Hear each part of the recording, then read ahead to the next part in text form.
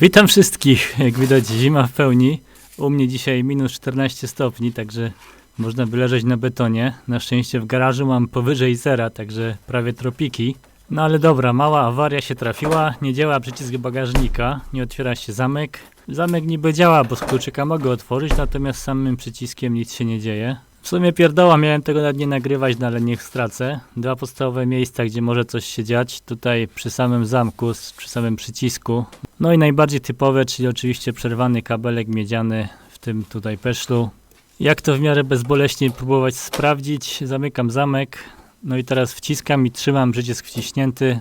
No i z tak wciśniętym przyciskiem zaczynam ruszać tym peszlem na wszystkie strony. Jeżeli jakiś przewód jest złamany, no to jest duża szansa, że nam zaskoczy w tym momencie zamek. Oczywiście nie jest to 100% metoda, a u mnie to nic nie dało, więc po prostu zdecydowałem się wykręcić tą listwę i przynajmniej zobaczyć. Aha, tylko zamarznięte. Tego nie przewidziałem.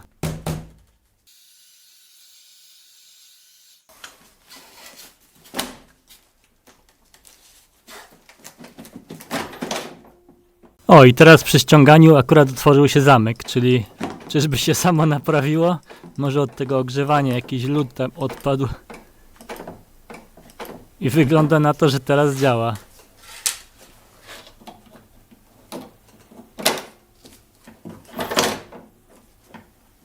No cóż, w sumie głupio wyszło, bo samo się naprawiło. No ale dobra, wyjmę tą listę, chociaż pokażę, co tam się dzieje. Tak to wygląda w środku. No tutaj, jak widać, naciskamy tak naprawdę dźwignię, dopiero dźwignia naciska mikrostyk, który jest z drugiej strony. Nie jest to nic specjalnie skomplikowanego, po prostu jak naciskamy, to są zwierane dwa kabelki.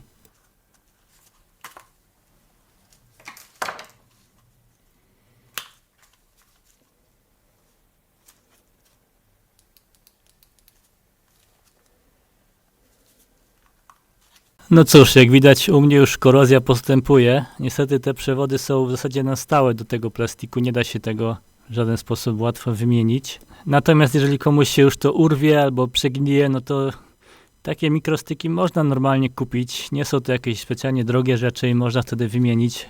Nawet jeżeli nie znajdziemy dokładnie takiego samego, no to coś z tej, powiedzmy, serii i wtedy te otwory powinny pasować i sam przycisk też będzie pasował. Trzeba tylko dolutować się do odpowiednich nóżek, które są normalnie rozwarte. A doraźnie można by jakimś kontaktem sprayu psiknąć i dopóki działa, no to zostawię. Jak widać, nawet zajrzałem do środka, no ale niestety te przewody wchodzą od dołu, tam gdzie jest zatopiony w zasadzie plastik, także no można by to na upartego jakoś rozcinać i tak dalej, albo po prostu wymienić mikrostyk, jak ktoś bardzo potrzebuje.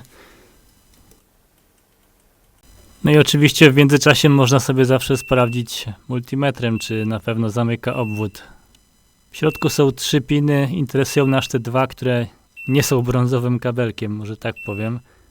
No ale dobra, może już to poskładam, bo i tak wszystko działa, także jeżeli ktoś bardzo potrzebuje, to można sobie ten styk nawet wymienić. A jeżeli przerwał się przewód w peszlu, no to w sumie mówiłem o tym już kiedyś w filmie. Wystarczy tylko zlokalizować przerwany przewód i najlepiej wymienić, a doraźnie można zlutować i też będzie działało. No a u mnie, jak widać, samo się naprawia, już nawet nic nie muszę robić. Wiem, że dużo osób mi ostatnio życzyło awarii, no to macie awarię. Dzięki za uwagę, pozdrawiam.